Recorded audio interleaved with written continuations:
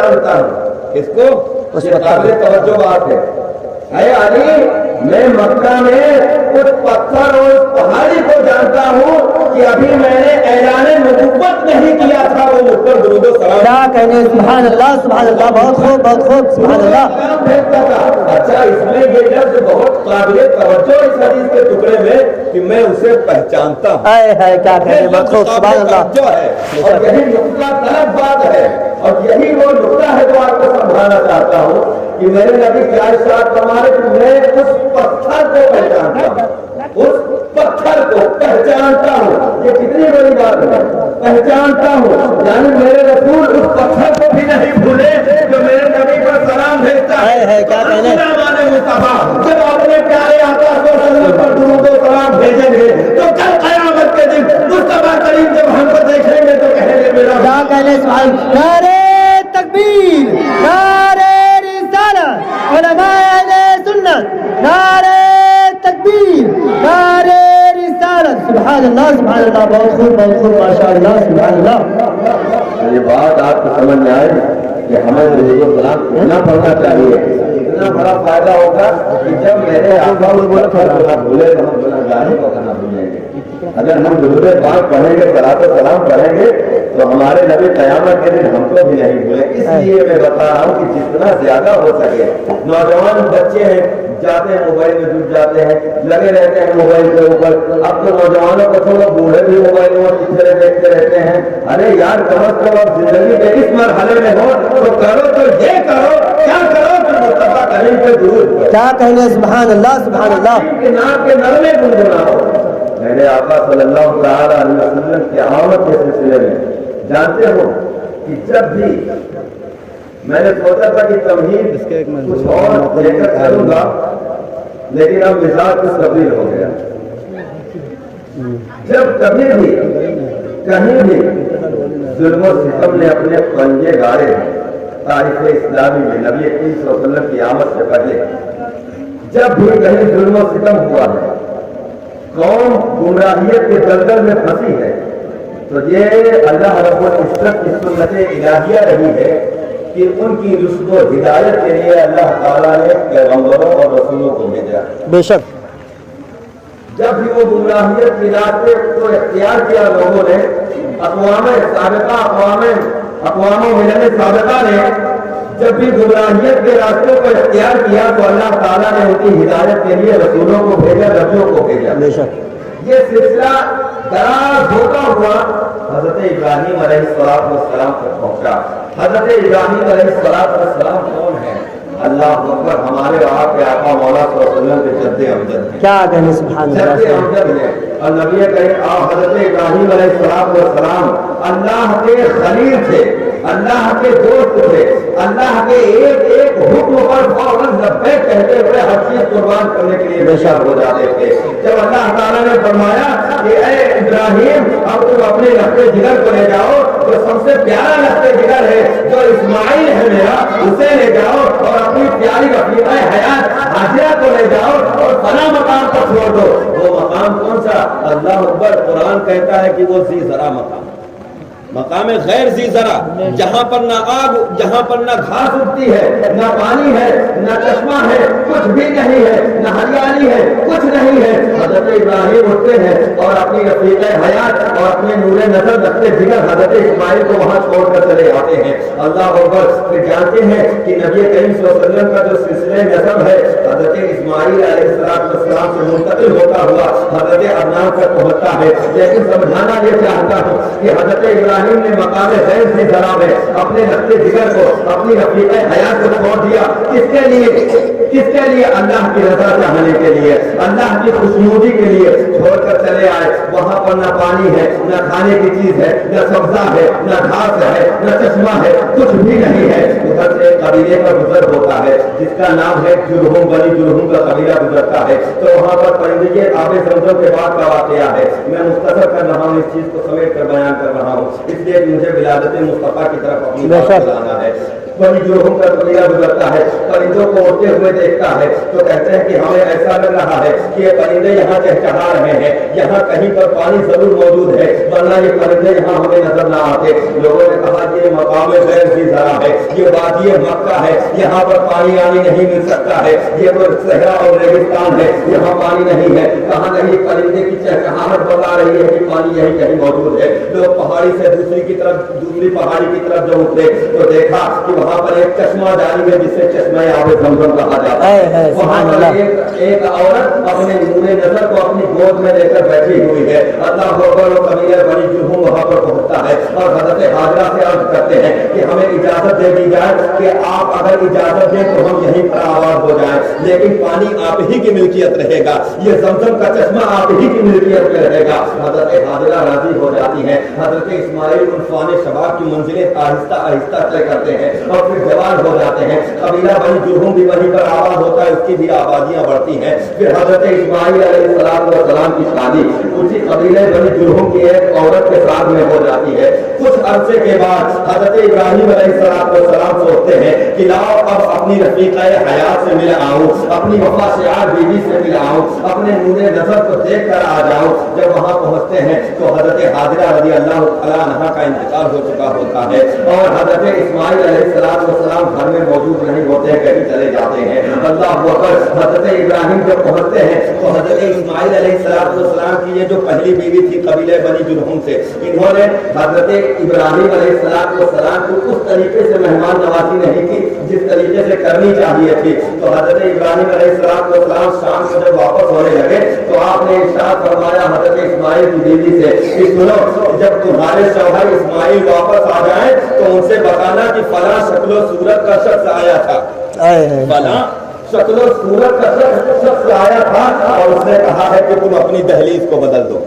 उसने क्या कहा है कि तुम अपनी दहलीज को बदल दो। हज़रत इस्माइल अलैहिस्सलाम शाम को जब घर को वापस लौटे तो उनकी बीवी ने बताया कि एक बूढ़ा शख्स फला शक्ल का आया था और उसने ये बात कही है कि अपने घर की दहलीज को तुम बदल दो। हज़रत इस्माइल फौरन समझ गए कि वो कोई और नहीं, मेरे वालिद गिरामी और कहा सुनो, वो मेरे वालिद हज़रत इब्राहिम अलैहिस्सलाम थे और वो दहलीज तुम हो जिसके बदलने का हुक्म मुझे देकर गए हैं, लिहाजा मैं तुम्हें तलाक देता हूँ, अब तुम मेरे निकाह में नहीं रह सकती हो। फिर कबीले बनी जुर्हुम की दूसरी लड़की से हज़रत इस्माइल अलैहिस्सलाम की शादी होती है जिनका नाम कुर्बे तवारीख है, सैयदा बिन्ते मदाद रज़ियल्लाहु तआला अन्हा मिलता है। उनके साथ जब शादी होती है फिर कुछ अरसे के बाद हज़रत इब्राहिम अलैहिस्सलाम हज़रत इस्माइल की मुलाकात के लिए आते हैं। इत्तेफाक इस बार भी यही होता है कि हज़रत इस्माइल से मुलाकात नहीं हो पाती, लेकिन ये वाली जो बीवी थी हज़रत सैयदा बिन्ते मदाद रज़ियल्लाहु तआला अन्हा, यह हज़रत इब्राहिम अलैहिस्सलाम के खूब खातिमा मदारात करती है, खूब उनकी इज्जत अफजाई करती है, खूब उनकी मेहमान नवाजी करती है। हज़रत इब्राहिम अलैहिस्सलाम खुश हो जाते हैं और कहते हैं कि सुनो, जब तुम्हारा शौहर आ जाए तो उससे कहना कि फला शक्ल का बुजुर्ग आया था और वो ये बात कहकर गया है कि तुम्हारे घर की दहलीज बड़ी उम्दा है। क्या कहने, सुभान अल्लाह सुभान अल्लाह सुभान अल्लाह, बहुत खूब। इसे कभी ना बदलना। हज़रत इस्माइल जब शाम को घर को वापस आए तो घर खुशबू से महक रहा था। इस्माइल ने पूछा क्या कोई आज मेहमान आया था? बीवी ने जवाब दिया, सैयदा बिन्ते मदाद रज़ियल्लाहु तआला अन्हा ने जवाब दिया, बड़ी मनमोहनी शक्ल सूरत वाले बुजुर्ग आए थे, वो जब आए इस घर में तो उनसे एक अजीब सी खुशबू फूट रही थी, उसी के सदक़े में ये घर महक रहा है। सुभान अल्लाह सुभान अल्लाह। पैगाम देकर गए हैं कि अपने घर की दहलीज को नहीं बदलना। हज़रत इस्माइल अलैहिस्सलाम ने इरशाद फरमाया कि सुनो, वो मेरे वालिद गिरामी इब्राहिम अलैहिस्सलाम थे और वो दहलीज तुम हो जिसके ना बदलने का हुक्म दे गए हैं, लिहाजा अब तुम सारी जिंदगी मेरी रफ़ीक़ा हयात बन। सुभान अल्लाह सुभान अल्लाह, बहुत खूब बहुत खूब। इससे ये सिलसिला बढ़ता हुआ नबी करीम सल्लल्लाहु अलैहि वसल्लम के खानदान हज़रत अदनान तक पहुंचा। हज़रत अदनान से फिर हज़रत अब्दुल मुत्तलिब तक पहुंचा। अब हज़रत अब्दुल मुत्तलिब का मुख्तसर समाते हैं इसमें कि हज़रत अब्दुल मुत्तलिब रज़ियल्लाहु तआला अन्हु ने ये नज़्र मानी थी कि अल्लाह ताला जब उन्हें 10 बेटे अता फरमा देगा तो उन 10 बेटों में से एक बेटे को अल्लाह की राह में कुर्बान कर देंगे। ये नज़्र मानी थी हज़रत अब्दुल मुत्तलिब ने। और सबसे छोटे बेटे हज़रत अब्दुल्ला, सबसे छोटे। और आप जानते हैं सबसे हसीन और जमील उनके बेटे तो सारे खूबसूरत थे, लेकिन उन सारे 10 बेटों में जो सबसे खूबसूरत और हसीन हसीन और जमील थे वो हजरत अब्दुल्ला रज़ी अल्लाह ताला अन्हु जो हमारे और आपके नबी करीम सल्लल्लाहु अलैहि वसल्लम के वालिद गिरामी हैं, अल्लाह अकबर, वो थे। अब जब 10 बेटे हो गए तो आपने अपने 10 बेटों को इकट्ठा किया और कहा कि मेरे बेटों, मैंने नज़र मानी थी कि जब अल्लाह ताला मुझे 10 बेटे अता फरमा देगा तो उनमें से एक को मैं अल्लाह ताला की बारगाह में, अल्लाह ताला की राह में कुर्बान कर दूंगा। तो सारे बेटों ने लब्बैक कहा, ये नहीं कहा कि नहीं मुझे ना कुर्बान कीजिए, मुझे ना कुर्बान। सारे बेटों ने कहा कि आप जिसको पसंद करें उसको अल्लाह की राह में कुर्बान कर दें, हम सब राजी हैं, हम सब राजी हैं, जिसको चाहे तो कुर्बान कर दें। हजरत अब्दुल मुत्तलिब अपने 10 बेटों को लेकर खाने काबा में आए, फिर वहां पर फाल निकाला गया तो फाल किसके नाम निकला? हजरत अब्दुल्ला के नाम निकला। जब हजरत अब्दुल्ला के नाम निकला तो जानते हो, जब हजरत इस्माइल, हजरत अब्दुल मुत्तलिब ने चाहा कि अब अब्दुल्ला को अल्लाह की राह में ज़िबह कर दिया जाए, उनकी कुर्बानी को पेश करके नज़्र को पूरी कर दिया जाए, तो मक्का के लोगों को पता चला कि अब्दुल मुत्तलिब अपने सबसे हसीन और जमील, सबसे खूबरू बेटे को कुर्बान करने के लिए तैयार बैठे हैं, छुरी हाथ में लेकर बैठे हुए हैं कि अपनी नज़्र को पूरी कर दे। मक्का के जो रूसा थे, जो सरदाराने मक्का थे, वो दौड़कर हजरत अब्दुल मुत्तलिब के पास आए, कहा हम आपको हरगिज़ ऐसा नहीं करने देंगे। इतना प्यारा, इतनी मनमोहनी सूरत वाला, ऐसा हसीन और जमील, जो इसके ऊपर हुस्न रानाई की सारी मंजिलें कुर्बान हो जाए, सारा हुस्न जिसके ऊपर कुर्बान हो जाए, उसको आप ऐसे कब्र कर डालेंगे? आपने कहा कि मैं किसी की नहीं सुनूंगा, मैंने अल्लाह से ये वादा किया है और मैंने अल्लाह से जो वादा किया है उसको पूरा करके रहूंगा। अब्दुल्ला को अल्लाह की बारगाह में कुर्बान ही करके छोड़ूंगा। फिर जानते हो लोगों ने क्या कहा कि अब्दुल मुत्तलिब ऐसा न करे, अगर आप ही इतने बड़े सरदार होकर आप ही ने ऐसी बुरी रस्म डाल दी तो हम ऐसे सारे लोग तो यही करेंगे कि अपने बच्चे को ज़िबह करते फिरेंगे, सारे लोग अपने बच्चों को ज़िबह करते फिरेंगे, तो फिर नस्ल इंसानी का फरोग कैसे होगा, आगे की बातें कैसे आगे चलेंगी। हजरत अब्दुल मुत्तलिब तैयार न थे। फिर किसी ने मशवरा दिया, ऐसा करते हैं कि चलो किसी अर्राफा से, अर्राफा कहते हैं कि जो कुछ ऐसे उलूम का जानने वाला हो कि वो अपने उलूम के जरिए से कुछ ऐसी बातें मालूम कर ले जो आम इंसान न मालूम कर सके। तो अर्राफा के पास में जब ये कहा गया कि अर्राफा के पास चले और उससे मशवरा ले, तो इस पर हजरत अब्दुल मुत्तलिब राजी हुए। अर्राफा के पास जब पहुंचे तो उसने ये मशवरा दिया कि ऐसा करो, मैं मुख्तसरन बयान कर रहा हूँ, ऐसा करना है, क्या करना है कि 10 ऊंट एक तरफ डाले जाए और अब्दुल्ला का नाम एक तरफ डाला जाए। कुरान अगर अब्दुल्ला के नाम निकले तो 10 और बढ़ाए जाए। फिर वापस वहां से आए, अल मुख्तसर ये हुआ कि ऊँटों की तादाद बढ़ाई जाने लगी। हर बार अब्दुल्ला का नाम निकलता, 10 ऊँट बढ़ते जाते, फिर 10 बढ़ते गए, यहाँ तक कि जब 100 ऊँट बराबर हुए तब जाके अब्दुल्ला के बजाय ऊँटों का नाम निकला कुरान में। अब जब ऊँटों का नाम निकला तो लोग खुश हो गए कि अब तो कुरान ऊँटों के नाम निकल आया है, अब अब्दुल्ला कुर्बानी से बच जाएंगे। हजरत अब्दुल मुत्तलिब को खबर दी गई। अब्दुल मुत्तलिब ने कहा ऐसे नहीं मानेंगे। हज़रत अस्सीरतुल हलबिया अस्सीरतुल नबविया के अंदर ये वाक़या लिखा हुआ है कि हज़रत अब्दुल मुत्तलिब ने कहा ये होता है ईमान और ये होती है वहदानियत, ये होता है अपने अल्लाह पर यकीन और भरोसा।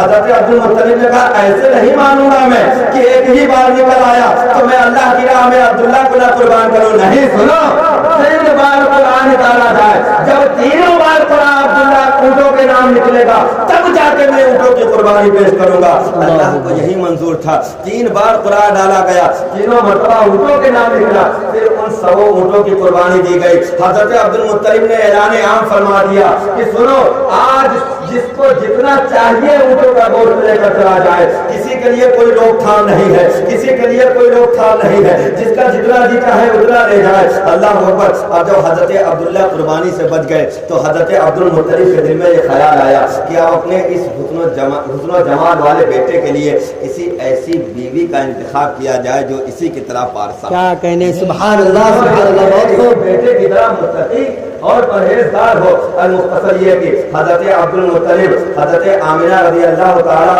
अन्हा के वालिद वहब रज़ी अल्लाह वहब के यहाँ पर तशरीफ ले गए और वहाँ जाकर कहा कि मैं अपने बेटे अब्दुल्ला के लिए, मैं अपने बेटे अब्दुल्ला के लिए तुम्हारी नूरे नजर, तुम्हारी लख्ते जिगर आमिना के साथ आमिना का हाथ मांगने के लिए आया।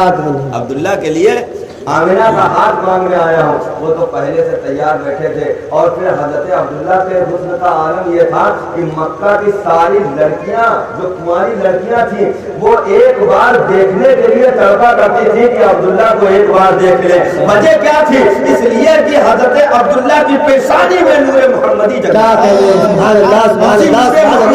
برکتیں تھی کہ حضرت عبداللہ بے حد حسین و جمیل لگا کرتے تھے.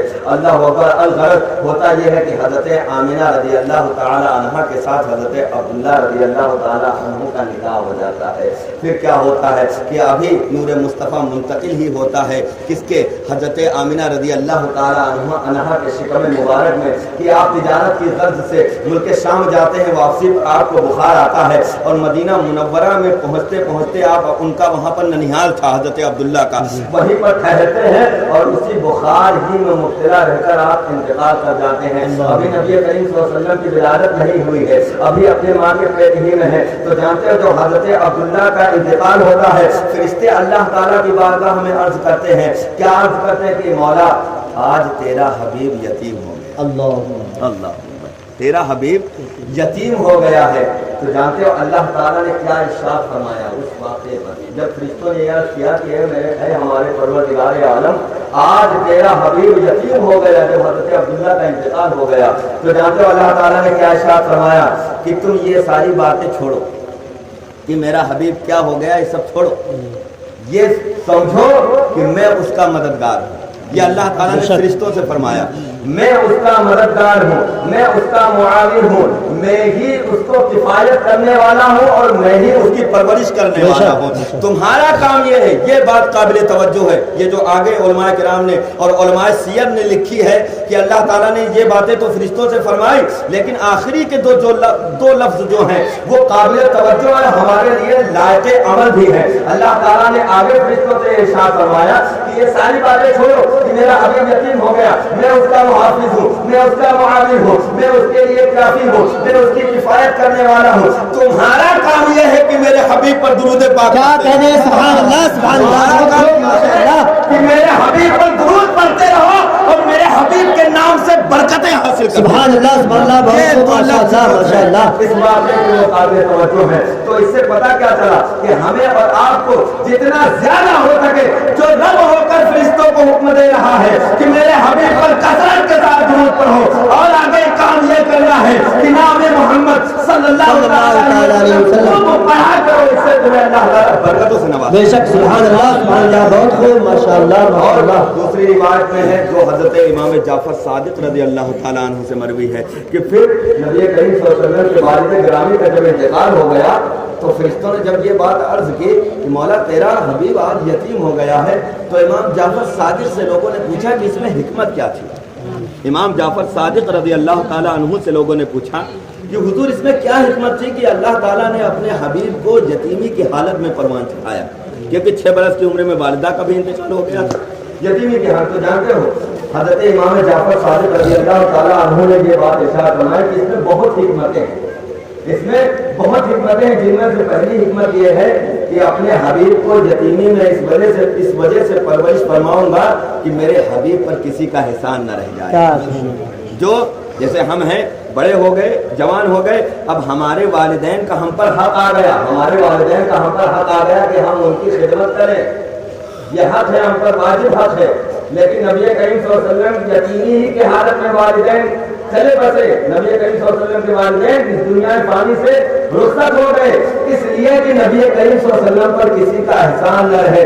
ارے بلکہ میرے نبی نے اپنے والدین پر احسان فرمایا. بے شک میرے نبی نے اپنے والدین پر احسان فرمایا. اور دوسری حکمت یہ بیان کرتے ہیں حضرت امام جعفر صادق کہ میرا حبیب جب یتیمی میں پرورش پائے گا, جب یتیمی میں پرورش پائے گا تو اسے معلوم ہوگا کہ یتیمی کی زندگی کیسی ہوتی ہے تو آگے چل کر یتیموں کا سہارا بن جائے گا, غریبوں کا سہارا بن جائے گا, بے کسوں کا سہارا بن جائے گا. اس لیے کہ جو شخص جس दौर से गुजरा होता है ना, उसको बखूबी पता होता है कि कैसी गुजरी थी मेरी जिंदगी। अगर हम गरीबी में जिंदगी गुजार चुके हैं तो हम किसी गरीब को हकीरत की नजर से नहीं देखेंगे, इसलिए कि हमें पता है हमारी गुजरी हुई जिंदगी भी गुर्बत में गुजरी थी। हमें पता है कि यतीमी की जिंदगी हमारी कैसी गुजरी थी, तो हम जब किसी यतीम को देखेंगे तो हमें अपना गुजरा हुआ जमाना याद आएगा, तो हम उस यतीम से लड़ाई झगड़ा नहीं करेंगे, उस पर गुस्सा नहीं करेंगे। यही वजह हजरत इमाम जाफर सादिक रज़ियल्लाहु ताला अन्हु ने बयान फरमाए कि इसमें हिकमत यह है कि नबी करीम सल्लल्लाहु ताला अलैहि वसल्लम जब यतीमी की हालत में परवरिश पाएंगे तो जब जवान होंगे तो यतीमों का सहारा बनेंगे, बेवाओं का सहारा बनेंगे, सबका सहारा बनते चले जाएंगे। आला हज़रत इरशाद फरमाते हैं, अर्ज़ करते हैं बारगाह नबुव्वत में, हम गरीबों के आका पे बेहद दुरूद, हम गरीबों के आका पे बेहद दुरूद, हम फकीरों के सरवर। क्या कहें, सुभान अल्लाह सुभान अल्लाह। बहुत खूब। करीम सल्लल्लाहु अलैहि वसल्लम की विलादत मुबारक हो जाती है, वाक़या आपने सुन रखा है। फिर नबी करीम सल्लल्लाहु अलैहि वसल्लम की ज़िंदगी और आगे बढ़ती है, फिर सीरत से हमें नमूने मिलते हैं कि नबी करीम सल्लल्लाहु अलैहि वसल्लम की सीरत कैसी है। अब मैंने जो आयत करीमा तिलावत की है इसमें अल्लाह ताला ने ये बात इरशाद फरमाई, क्या बात इरशाद फरमाई, क़द जाअकुम मिनल्लाहि नूरुन व किताबुम मुबीन, तहक़ीक़ कि तुम्हारे पास आ गया अल्लाह की जानिब से नूर और रोशन किताब। नूर से मुराद बेइत्तेफ़ाक़ तमाम उलमा की इस पर मुत्तफ़िक़ है कि नबी करीम सल्लल्लाहु अलैहि वसल्लम की ज़ात मुबारका है। लेकिन मैं एक बात समझाना चाहता हूँ कि आने वाला जब कहीं से आता है कुछ लेकर आता है, क्या कुछ लेकर आता है, तो वो तो वाज़ेह है कुरान मजीद ही में कि किताब मुबीन लेकर आए नबी करीम सल्लल्लाहु अलैहि वसल्लम, और वो कुरान की सूरत में है। लेकिन इसके अलावा भी कुछ लेकर आए, वो तो कुरान मुबीन लेकर आए तो आए ही, कुछ और साथ में लेकर आए। जिस तरीके से हम अगर अपने रिश्तेदार के यहाँ जाएं, अपने करीबी रिश्तेदार के यहाँ जाएं, तो क्या हम खाली हाथ चले जाते हैं? कोई शख्स जाता है खाली हाथ? नहीं जाता। क्यों नहीं जाता? शर्म महसूस होती है, अरे खाली हाथ चले आए। इतने बड़े आदमी बनते हैं और जिनको अल्लाह ताला ने सारे आलम के लिए रहमत बनाकर भेजा था, क्या सारे आलम के लिए रहमत। हम कहें कि आप हम पर बड़े मेहरबान है, पता चला कि आप हम पर रहम करने वाले तन्हा आप, लेकिन जिसको जिस जात को सारे आलम के लिए रहमत बनाकर भेजा गया तो वो कितनी अनोखी चीज लेकर आया होगा, इसका हम और आप अंदाजा नहीं लगा सकते। क्या क्या लेकर आए होंगे हम और आप उसका अंदाजा नहीं लगा सकते। लेकिन नबी करीम सल्लल्लाहु अलैहि वसल्लम क्या लेकर आए, वो सबसे पहली चीज जो है वो कुरान करीम है, और उससे बढ़कर जो चीज है वो शरीयत मुस्तफा अलैहि तहय्यत व सना है। नबी करीम सल्लल्लाहु अलैहि वसल्लम की एक हदीस पाक सुनाओ ताकि ईमान ताज़ा हो जाए। मेरे आका सल्लल्लाहु अलैहि वसल्लम इरशाद फरमाते हैं, ला युमिनु अहदुकुम हत्ता अकूना अहब्बा इलैहि मिन वालिदिही व वलदिही वन नासी अजमईन, कि तुम में से कोई शख्स उस वक्त तक मोमिन कामिल नहीं हो सकता जब तक कि वो मुझसे टूटकर मोहब्बत न करने लगे। बेशक। किस से ज्यादा? अपने माँ बाप से ज्यादा, अपने बच्चों से ज्यादा, अपने माल से ज्यादा, दुनिया में जो कुछ भी है उन सब से ज्यादा जब तक मुझसे मोहब्बत न करे वो मोमिन कामिल नहीं। ये एक हदीस, इसको ज़हन में रखिएगा। अभी दूसरी हदीस पढ़ूंगा तो मैं उस मफ़हूम की तरफ जाऊंगा कि नबी करीम क्या क्या लेकर आए, उस तरफ आऊंगा। और हदीस ऐसे ही शुरू हो रही जैसे ये वाली सुनाई है, ला युमिनु अहदुकुम हत्ता अकूना अहब्बा इलैहि मिन वालिदिही व वलदिही वन नासी अजमईन, तुम में से कोई शख्स उस वक्त तक मोमिन कामिल नहीं हो सकता जब तक कि वो मुझसे अपने माँ बाप से ज्यादा, अपने बाल बच्चों से ज्यादा, अपने माल से ज्यादा, तमाम लोगों से ज्यादा बढ़कर मुझसे मोहब्बत न करे। बात समझ में आ गई? ये हदीस आपको समझ में आई कि जब तक हम हर चीज से ज्यादा नबी करीम सल्लल्लाहु अलैहि वसल्लम से मोहब्बत न करने लगे तो हम मोमिन कामिल नहीं है। क्या हम मोमिन कामिल नहीं? अब इसी तरीके से दूसरी हदीस सुनो। दूसरी हदीस में क्या फरमाया नबी करीम सल्लल्लाहु अलैहि वसल्लम? दूसरी हदीस पाक में इरशाद फरमाया, ला युमिनु अहदुकुम हत्ता यकूना हवाहु तबअन लिमा जितु बिही, हत्ता यकूना हवाहु तबअन लिमा जितु बिही, कि तुम में से कोई शख्स उस वक्त तक मोमिन कामिल नहीं हो सकता जब तक कि उसकी तबीयत उसके मुताबिक ना हो जाए जिसको मैं लेकर आया हूँ। क्या कह रहे, बहुत खूब बहुत खूब। दोनों हदीसें एक ही वार्निंग से शुरू हुई हैं, दोनों हदीसें एक ही वार्निंग से। वार्निंग क्या है? ला युमिनु, کہ تم اس وقت تک مومن کامل نہیں ہو سکتے. پہلی بات میں کیا ہے کہ مجھ سے محبت کرو ہر چیز سے بڑھ کر. دوسری حدیث میں کیا ہے, اس وقت تک مومن کامل نہیں ہو سکتے جب تک کہ اس چیز کو مان نہ لو, اس چیز پر عمل نہ کرنے لگو, اس چیز کی پیروی نہ کرنے لگو جس کو میں لے کر آیا ہوں. مصطفیٰ کریم کیا لے کر آئے ہیں؟ شریعت لے کر آئے. بے شک سبحان اللہ, بے شک. مصطفیٰ کریم کیا لے کر آئے ہیں؟ شریعت لے کر آئے ہیں. شریعت میں کیا ہے؟ نماز ہے. بے شک نماز. سب سے پہلی چیز کیا آ جاتی ہے ایمان کے بعد میں؟ نماز ہے. مسجدیں ہماری ویران ہیں, مسجدیں ہماری ویران ہیں.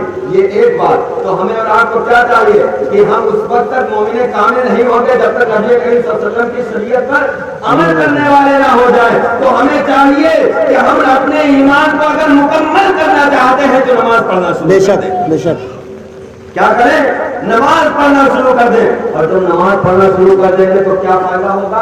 ان الصلاۃ تنہی عن الفحشاء والمنکر, کہ بے شک نماز تمام بے حیائیوں اور برائیوں سے روک دیتی ہے. بے شک, بے شک. تو کون شخص ہے جو یہ نہیں چاہتا کہ میں بے حیا نہ بنوں؟ کیا کوئی ہے جو چاہتا ہے کہ میں بے حیا بنوں؟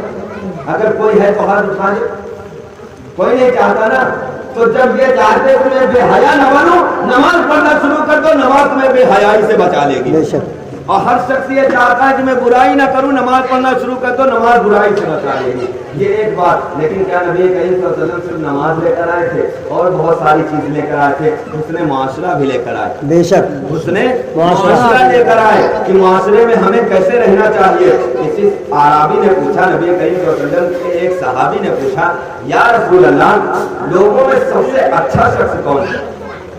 لوگوں میں سب سے اچھا اللہ تعالیٰ کے نزدیک سب سے بہترین شخص کون ہے اور اللہ کے نزدیک سب سے بہترین عمل کون سا ہے؟ میرے نبی کریم صلی اللہ علیہ وسلم نے جو ارشاد فرمایا اس کو غور سے سنو اور اپنی زندگی میں اس کو نافذ کرنے کی کوشش کرو. یہی چیزیں میرے آقا صلی اللہ علیہ وسلم لے کر آئے تھے. نبی کریم صلی اللہ علیہ وسلم نے ارشاد فرمایا کہ لوگوں میں سب سے اچھا وہ شخص ہے جو دوسروں کو نفع اور فائدہ پہنچاتا ہے. کیا کہنے, سبحان اللہ, سبحان اللہ, بہت خوب. یہ پہلی بات ارشاد فرمائے. کیا کرتا ہوں کہ لوگوں میں اور اللہ کے نزدیک سب سے اچھا وہ شخص ہے جو لوگوں کو کیا کرتا ہو, فائدہ پہنچاتا ہو. ارے فائدہ تو دور چھوڑو, ہم یہاں پر ایک دوسرے کی گردن کاٹنے کو تیار بیٹھے ہیں. ایک دوسرے کی گردن کاٹنے کو تیار بیٹھے, کا موقع ملے تو ان کو ہم دبا لے جائیں. اگر کوئی اچھا کمانے لگا, پاکیزہ رزق کمانے لگا اور گھر بار بنا لیا تو ہم سوچنے لگے یار اس کے پاس پیسے کہاں سے آ رہے ہیں, یار نمبر 2 کا کام کر رہا ہے کیا. ہم یہ مطلب جلن کرنے لگے, ہم اپنے دل میں حسد اس کے تعلق سے پیدا کرنے لگے. اور نبی کریم صلی اللہ علیہ وسلم نے کیا ارشاد فرمایا کہ لوگوں میں سب سے اچھا وہ شخص ہے جو دوسروں کو فائدہ پہنچائے.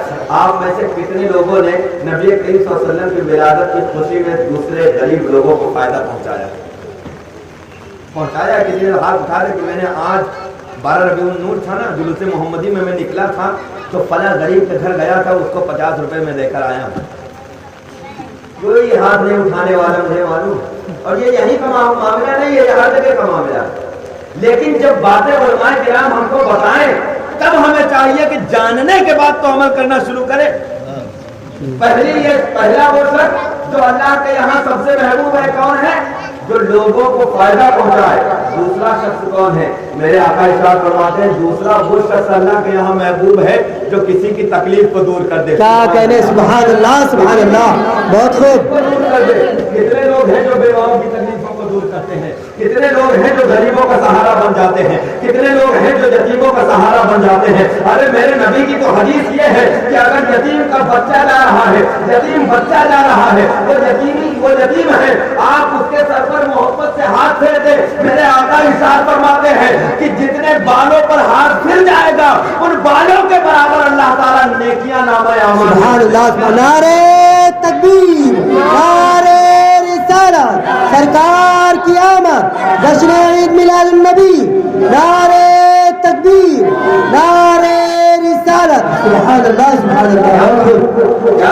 کہ اگر کسی یتیم بچے کے سر پر آپ ہاتھ پھیرتے تو میرے نبی کریم صلی اللہ علیہ وسلم نے ارشاد فرمایا کہ جتنے بالوں پر ہاتھ پھیرا جائے گا ہر ایک بال کے بدلے میں اللہ تعالیٰ نامہ اعمال میں نیکیاں. بے شک, بے شک. تو کیا بتایا کہ دوسرے نمبر پر جو کسی کی تکلیف کو دور کر دے. تیسرے نمبر پر ارشاد فرمایا میرے آقا کریم صلی اللہ علیہ وسلم نے کہ اگر کوئی قرض دار ہو, اور کوئی شخص صاحب مال ہو اور وہ اس کا قرضہ ادا کر دے تو یہ شخص اللہ کے یہاں سب سے زیادہ کیا کہنے سبحان اللہ، بے شک سبحان اللہ سبحان اللہ. اپنا قرضہ لینے کے لیے گردنیں اتار لیتے ہیں. اگر 1000 روپیہ ہے تو اس کے لیے بہت جان کی بازی لگا دی جائے. اور حد تو یہ ہے مسلم معاشرے میں کہ اگر کھیت کی میڑ بنا رہے ہیں، کھیت کی میڑ بن رہی ہے تو ٹریکٹر والے کہتے ہیں کہ تھوڑا سا ادھر سے لگاؤ تاکہ ایک جتنا ہمارے میں چلی جائے. اللہ اوپر تم بھولے بیٹھے ہو، جب قیامت کے دن اس کا حساب تمہیں اللہ کے یہاں دینا ہوگا. قیامت کے دن اللہ تعالیٰ تم سے پوچھے گا کتنا کاٹا تھا، ایک بالش کیا گزارا، کچھ نہیں. حاصل کیا کیا، کچھ نہیں. مر گئے، کیا ہوا، مٹی میں مل گئے، سر دھل گئے، کام ختم. قیامت کے دن اس کا جواب دینا مزاق کون کرے گا؟ تمہارے پیچھے رہ جانے والے. کاٹا تم نے کسی کا. ایسا ہوتا ہے نا ہمارے یہاں، یہی ہوتا ہے کہ اگر غریب ہے یا کمزور ہے اور ہم تھوڑا توانا ہے، طاقتور ہے، روپے کے اعتبار سے کسی اور اعتبار سے اس کو داب دیے، اس کو داب دیتے ہیں اپنے پیروں کے نیچے، اس کی زمینیں ہڑپ لیتے ہیں. ارے تم یہاں طاقت دکھا رہے ہو، قیامت کے دن کس کو طاقت دکھاؤ گے؟ جب وہی غریب تمہارا غریبا اللہ کی بارگاہ میں پکڑے گا تو پھر وہاں تمہیں بچانے والا کوئی نہیں ہوگا. ایک ایک ٹکے کا حساب دینا ہوگا. اگر کسی کا بیٹا مال حرام کیا ہوگا اس کا بھی حساب دینا ہوگا. حق یہ ہے کہ اگر تمہارے نامہ اعمال میں نیکیاں نہیں بچیں گی تو اس کے گناہ تمہارے سر پر ڈال دیے جائیں. اللہ اکبر. تو یہ تیسرا شخص کہ اس کا قرضہ اتار دیا جائے. اور آگے سنو کتنی پیاری بات میرے آقا صلی اللہ علیہ وسلم نے ارشاد فرمائی. آگے ارشاد فرمایا کہ اللہ کے یہاں چوتھا محبوب ترین یعنی سب سے زیادہ اللہ کو محبوب وہ شخص ہے کہ اپنے کسی بھائی کی مدد کے لیے. کیا کہتے سبحان اللہ سبحان اللہ. یہ سگے بھائی کی بات نہیں کر رہا ہوں میں، سگے بھائی کی بات نہیں کر رہا ہوں. مطلقاً فرمایا اپنے بھائی کی مدد کے لیے نکلے. آگے سنو کتنا عمدہ لفظ نبی کریم صلی اللہ علیہ وسلم نے حدیث میں ارشاد فرمایا اور کتنی بڑی بشارت دی ہے. میرے نبی کریم صلی اللہ علیہ وسلم آگے ارشاد فرماتے ہیں کہ جو شخص اپنے بھائی کی مدد کے لیے نکلے تو یہ اللہ کے یہاں محبوب تو ہے، یہ سب سے زیادہ اللہ کے نزدیک سب سے زیادہ محبوب ہے. لیکن میں اس کے ساتھ چلنا اتنا پسند کرتا ہوں کہ میں اپنی مسجد نبوی میں 1 مہینہ اعتکاف کرنے کو اس کے برابر نہیں سمجھتا. کیا کہنے سبحان اللہ سبحان اللہ. بہت خوب. مسجد نبوی میں خود نبی کریم صلی اللہ علیہ وسلم ارشاد فرما رہے کہ میں اس شخص کے ساتھ جاؤں گا جو اپنے مسلمان بھائی کی مدد کے لیے جا رہا ہے اور میں اس کو بہتر سمجھتا ہوں کہ میں مسجد نبوی میں اعتکاف 1 مہینہ بیٹھوں. مسجد نبوی کی فضیلت یہاں کا یہاں کے 50,000 سجدے، وہاں کا ایک سجدہ اس کا مقابلہ نہیں کر سکتا ہے. علماء نے لکھا ہے اس بات کو. علماء نے لکھا ہے کہ اور جگہوں پہ 50,000 سجدے مسجد نبوی میں کیا ہوا ایک سجدہ برابر ہے. اللہ اکبر. اور وہاں جو 1 مہینہ اعتکاف بیٹھے گا اس کے ثواب پر کیا عالم ہوگا. تو میرے نبی ارشاد فرماتے صلی اللہ تعالی علیہ وسلم کہ 1 مہینہ مسجد نبوی میں بیٹھنے اعتکاف بیٹھنے سے افضل ہے کہ اپنے کسی مسلمان بھائی کی مدد کر دی جائے. کتنے لوگ ہیں جو مدد کرتے ہیں اور یہ اللہ کے نام میں سب سے محبوب شخص ہے. ارے ہم کہتے ہیں عام لوگوں کو چھوڑیے، علماء کی کتنے لوگ مدد کرتے ہیں. یہ ایک خاص بات ہے. علماء آپ کو میں بتا دوں، علماء کرام جن کی وجہ سے آپ نے جانا ہے کہ اسلام ہے کیا، یہ حقیقت بات بتا رہا ہوں. جن اگر یہ علماء نہ ہوتے تو ان کو پتہ چلتا کہ نماز میں فرائض کتنے ہیں، واجب کتنے ہیں، نماز پڑھنے کا طریقہ کیا ہے، محفل میں بیٹھنے کے آداب کیا ہیں، مصطفیٰ کریم پر درود پڑھو تو کتنا ثواب ہے. آپ خود سے جان لیتے، نہیں جان پاتے نا. کس نے بتایا؟ علماء نے بتایا، عالموں نے بتایا نا. تو کیا کبھی کسی نے ایسا کیا کہ عالم صاحب کے پاس کبھی تنہائی میں پہنچتا اکیلے میں اور جیب سے نکالتا 1,000 روپے اور کہتا حضرت یہ میری طرف سے نذرانہ قبول فرمائیے؟ کیا ہے کسی نے آج تک؟ ہاتھ اٹھا دیتا کوئی ہاتھ اٹھا دیتا. بتاؤ یہ حالت ہے ہماری یہ حالت ہے.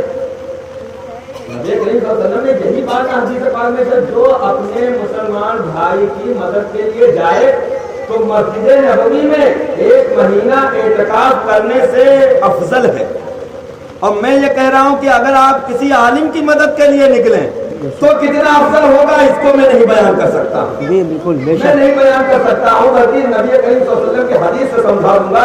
मेरे आका इरशाद फरमाते हैं कि जो किसी आलिम की जियारत के लिए चला गया वो क्या कहते हैं, सुभान अल्लाह, बहुत खूब। जो किसी आलिम को देखने के लिए गया है वो याद रख ले कि वो मुझे देखने के लिए आया। क्या कहने, अल्लाहु अकबर।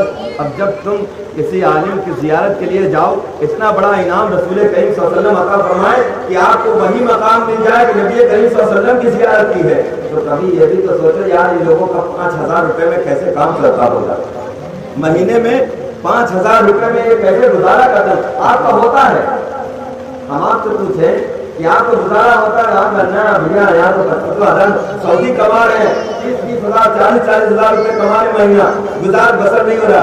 और वो आलिम जो तुमको शरीयत के मसले बता रहा है, हर वक्त तुम्हें समझा रहा है, जिनकी हर बात तुझसे पूछते हो, मालूम करते हो, इसी तरीके से किसी वकील से जाकर कभी पूछना कि भैया जायदाद का मसला है, ये मसला, वो तुमसे पहले कहेगा इसकी फीस रख दो हमारे सामने, पहले इसकी फीस हमारे सामने, बल्कि आप खुद ही चुप्पे से निकालेंगे वकील साहब ये लीजिए और हमारा ये मामला है, जमीनी मामला है या घरेलू मामला है, थोड़ा सा इसको बता दीजिए इसका मसला क्या है। और आलिम से हजरत कहाँ जा रहे हैं, आइए, अरे इधर आ जाइए हजरत, यहाँ आ जाइए, हाँ ये मसला है बता दीजिए। कोई खिदमत नहीं, आपने कोई खिदमत नहीं की। आलिम साहब ने आपको सब कुछ बता दिया, जीने से लेकर आप पैदा हुए तो आलिम साहब आए, आपका निकाह हुआ तो आलिम साहब आए, आप इंतकाल करेंगे तो आलिम साहब आएंगे। अल्लाह अकबर। जो हर वक्त ऐसे मोड़ पर काम आया जो आपकी जिंदगी के सबसे अहम मोड़ है, आपकी जिंदगी के, भाई पैदा हुए आपकी जिंदगी का सबसे अहम हिस्सा है, आपका निकाह हुआ आपकी जिंदगी का सबसे अहम हिस्सा है, आप मरोगे नमाज जनाजा आपकी मौत का सबसे अहम हिस्सा है। इन 3 अहम हिस्सों में आलिम ही आता है, पूरी जिंदगी में हम उसकी खिदमत ही नहीं करते। तो हमने सीखा क्या? नबी करीम सल्लल्लाहु अलैहि वसल्लम की विलादत का जश्न हमने मना लिया, लेकिन नबी करीम सल्लल्लाहु अलैहि वसल्लम की सीरत से हमने कुछ नहीं लिया कि हम आका करीम सल्लल्लाहु अलैहि वसल्लम की सीरत को लेते और उस पर अमल करते। और जब हम उस पर, आप किसी आलिम की खिदमत करके देखिए, फिर देखिएगा कि अल्लाह ताला आपको कैसे नवाजता है। और जब आलिम के पास बैठने लगोगे तो क्या फायदा होगा? जब आलिम के पास बैठोगे तो गोया कि रसूल करीम सल्लल्लाहु अलैहि वसल्लम के नायब के पास बैठोगे, और जब रसूल करीम सल्लल्लाहु अलैहि वसल्लम के नायब के पास बैठोगे तो शैतान तुमसे दूर हो जाएगा, और जब शैतान दूर होगा तो शैतानियत दूर हो जाएगी, जब शैतानियत दूर हो जाएगी तो इंसानियत पैदा हो जाएगी, जब इंसानियत पैदा होगी तो फिर हमदर्दी पैदा हो जाएगी, हमदर्दी पैदा हो जाएगी तो एक दूसरे के लिए मदद के लिए हम हमेशा कोशा रहेंगे, बेशक हमेशा कोशा रहेंगे। तो मैं हदीस के उस टुकड़े से इस तरफ आ गया था कि मैं समझा दूं यहाँ पर रुककर कि हमें उलमाए किराम की भी कभी कभी खिदमत करनी चाहिए। मैं अपने बारे में नहीं कह रहा हूँ, मैं आपके अपने इलाके के उलमा के बारे में कह रहा हूँ कि कभी मिलिए इनसे, और अल्लाह ताला ने नवाजा है तो कभी चुपके से हजरत के हाथ रख दिया कीजिए कि ये वो लोग हैं जिन्होंने हमको बताया है, सरकार से मोहब्बत करने का दर्स सिखाया है। जी बेशक, ये वो लोग हैं और इनका कैसे गुजर बसर करता है, लाओ हम लोग कुछ धीरे से मदद कर दिया हैं ताकि इनकी जिंदगी भी आसानी से गुजर और इनका भी गुजर बसर होता रहे। लेकिन हम ये काम नहीं करते हैं, तो हमें चाहिए कि हम ये काम भी करें। सीरत मुस्तफ़ा का एक ये भी पहलू है कि नबी करीम सल्लल्लाहु अलैहि वसल्लम बगैर बताए जान लिया करते थे और बेकसों की हाजिर रवाई भी कर दिया करते थे। ये सुन्नत मुस्तफ़ा है, तो हमें इस पर अमल करना चाहिए और आगे बढ़ो। नबी करीम सल्लल्लाहु अलैहि वसल्लम क्या क्या लेकर आए, अल्लाह अकबर। ये जो माल हम कमा रहे हैं इसका भी एक एक कौड़ी का हिसाब देना है। नबी करीम सल्लल्लाहु अलैहि वसल्लम के हदीस पाक में है, मेरे आका सल्लल्लाहु अलैहि वसल्लम इरशाद फरमाते हैं कि क़यामत के दिन इब्ने आदम के पांव अल्लाह रब्बुल इज्जत की बारगाह से हिलने नहीं पाएंगे जब तक कि उससे 5 सवालों का जवाब ना ले लिया जाए। कितने सवालों का? 5 सवालों का जवाब ना ले लिया जाए। पहला सवाल क्या? अल्लाह ताला इरशाद फरमाएगा कि हमने तुम्हें उम्र अता की थी, इसे खत्म कहाँ कर दिया? अन उम्रिही फीमा अफना, कि हमने तुमको उम्र दी थी, जिंदगी दी थी, इसे खत्म कहाँ किए? कहाँ खत्म किए? होटल पे खत्म कर दिए, सुट्टा लगाते हुए खत्म कर दिए, चाय पीते हुए खत्म कर दिए, एक दूसरे से लड़ते झगड़ते खत्म कर दिए। कभी जिंदगी में मौका नहीं मिला कि मेरी बारगाह में आते और अपनी परेशानी को झुकाते और मुझसे कुछ मांगते। बियर पीते हुए खत्म कर दिए, शराब नोशी करते हुए खत्म कर दिए, जुआ खेलते हुए खत्म कर दिए, जुआ के अड्डों पर बैठकर खत्म कर दिए। इसका हिसाब दो। पहला सवाल ये होगा।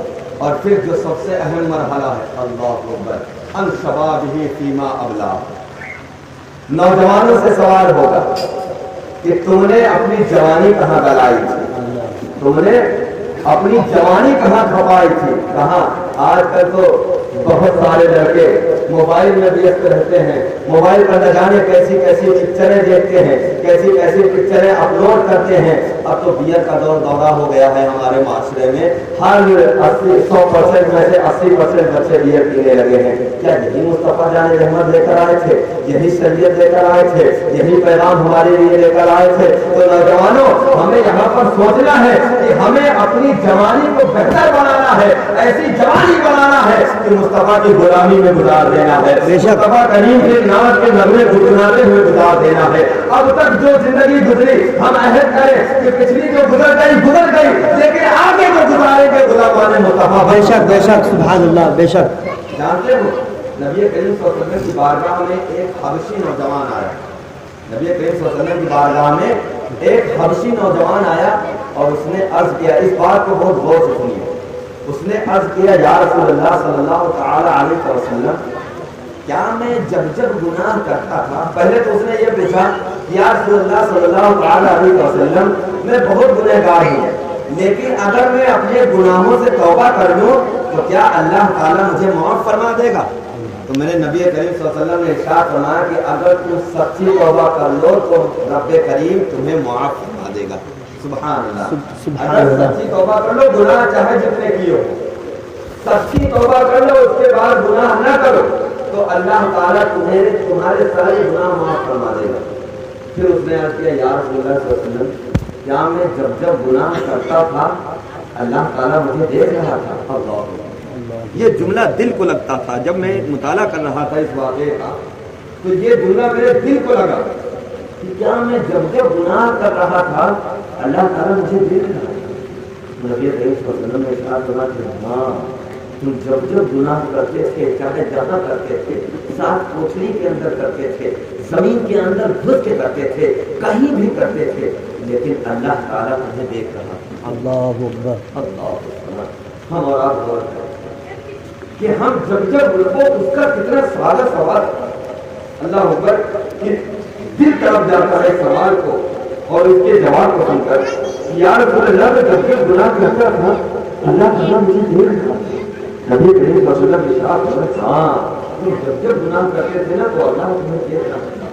इतना सुनना था कि वो उसने एक चीख मारी और किताबों में मज़कूर है कि तड़प कर गिरा, और जब रसूल करीम सल्लल्लाहु अलैहि वसल्लम ने देखा तो उसके जिस्म से रूह परवाज़ कर चुकी। अल्लाह, ये मामला अल्लाह। और हम कैसे जिंदगी गुजारते?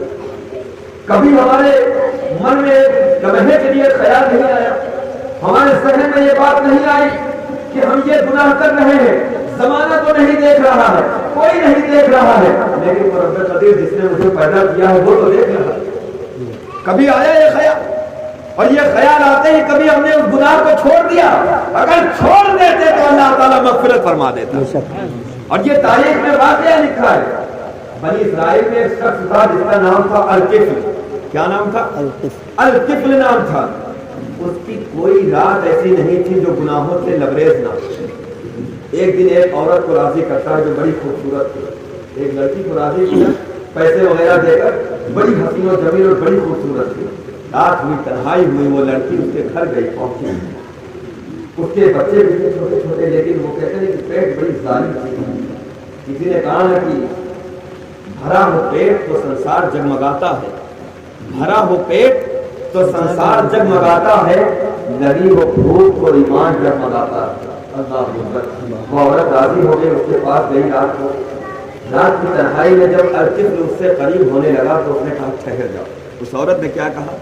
ठहर जाओ, रुक जाओ। तो अल-किफ़्ल ने कहा, क्यों? कहा, मैं तुमसे एक बात कहना चाहती हूँ। कहा, क्या बात है? कहो इस वक्त। कहा कि मैं ये चाहती हूँ कि तुम अपने इस गुनाह से बाज आ जाओ।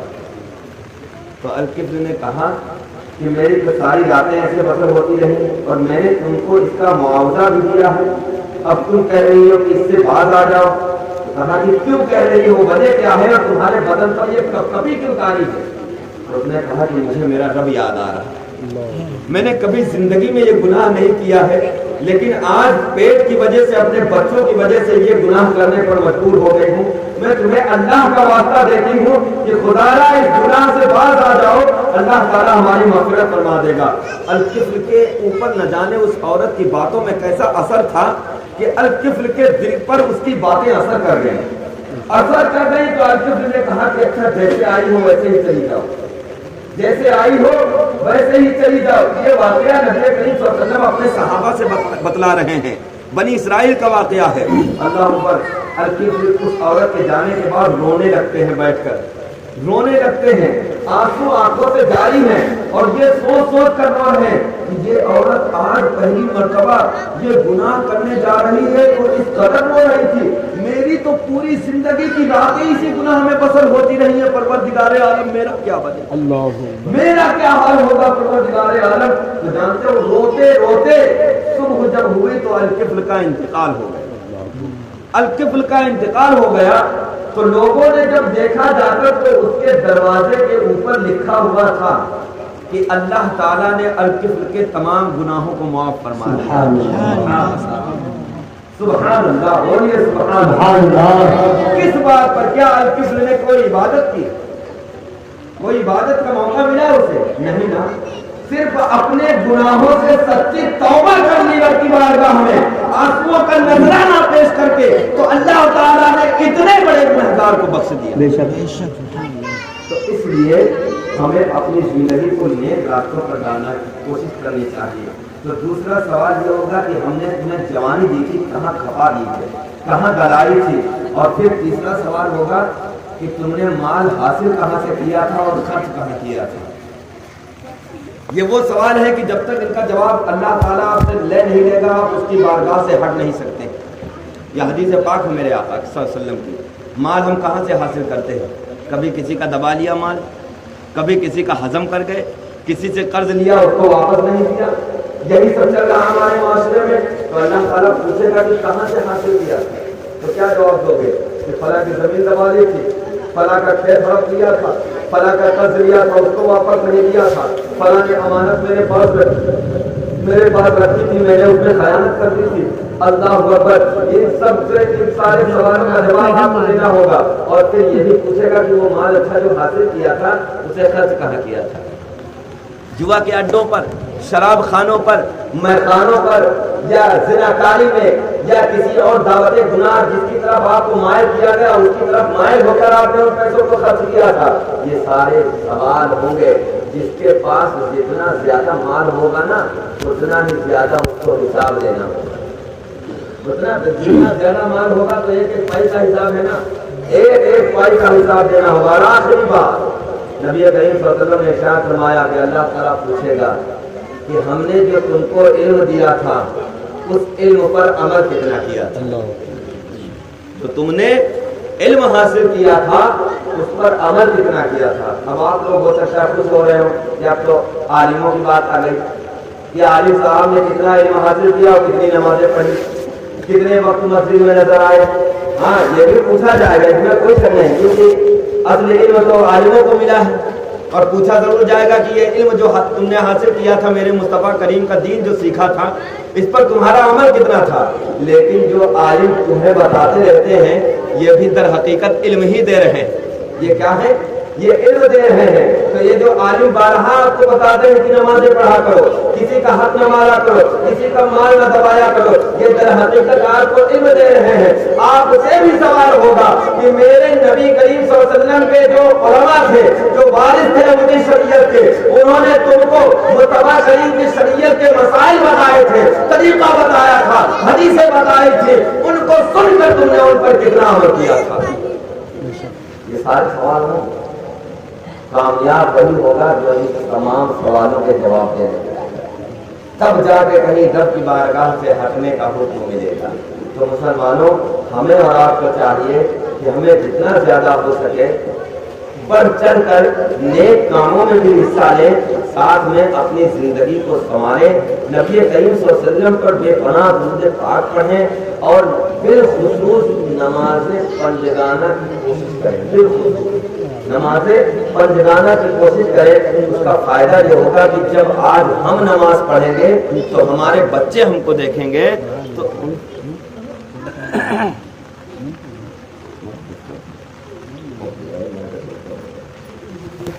جب ہمارے بچے ہم کو پڑھتے ہوئے دیکھیں گے تو ظاہر سی بات ہے کہ ہر بچہ اپنے باپ کے نقش قدم پر چلتا یا نہیں چلتا. تو جب بچہ باپ کو نماز پڑھتے ہوئے پائے گا تو وہ آٹومیٹک مسجد کے راستے پر پہنچ جائے گا. اسے بتانے کی ضرورت نہیں پڑے گی. لہٰذا اپنے گھر کا ماحول بدلو, اپنے آپ کو بدلو, اپنی نسلوں کو بدلنے کی کوشش کرو تاکہ آنے والی جو نسل ہے وہ صحیح معنی میں غلام مصطفیٰ بن کر ابھر کر سامنے آ جائے. اللہ رب العزت ہم سب کو کہنے اور سننے سے زیادہ عمل کی توفیق خیر نصیب فرمائے. میرے کہنے یا سننے میں کوئی غلطی ہو